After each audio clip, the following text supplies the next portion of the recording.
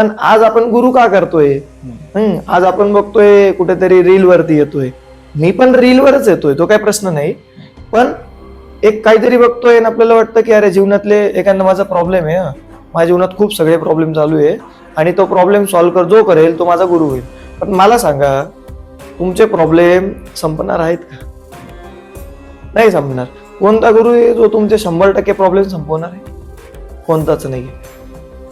तुम्ही सांसारिक प्रॉब्लेम घेऊन जर गुरु शोधत असाल तर तुम्ही एक बोलतो ना, तो गुरु पण खोटा आहे आणि तो शिष्यही खोटा आहे. ठीक आहे, एक एक्झाम्पल देतो.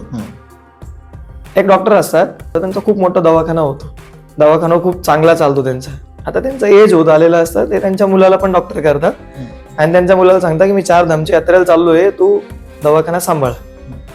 बोलले ठीक आहे, मी सांभाळेन. ते 4 धामची यात्रा वगैरे करून येतात आणि खूप सगळं मोठं हॉस्पिटल असतं. ते येतात आणि ते बघतात अरे गर्दीच नाहीये, पेशंट गेले कुठं, आज का सुट्टी आहे? ते मुलाला बोलतात, बोले काय पेशंट दिसत नाही. बोलले पप्पा काय करत होते तुम्ही एवढे दिवस? अहो मी बरं करून टाकलं सगळ्यांना. ते बोलले येड्या, बरं करायचंच नव्हतं, आपली रोजीरोटी कशावर चालेल आता? हा, ते काय करायचे, टायमापुरते गोळ्या देणार, परत तुम्हाला बोलवणार, टायमापुरते गोळ्या देणार, तुम्हाला बोलवणार. तर हे झोल आहे, हा गोल आहे. ठीक आहे.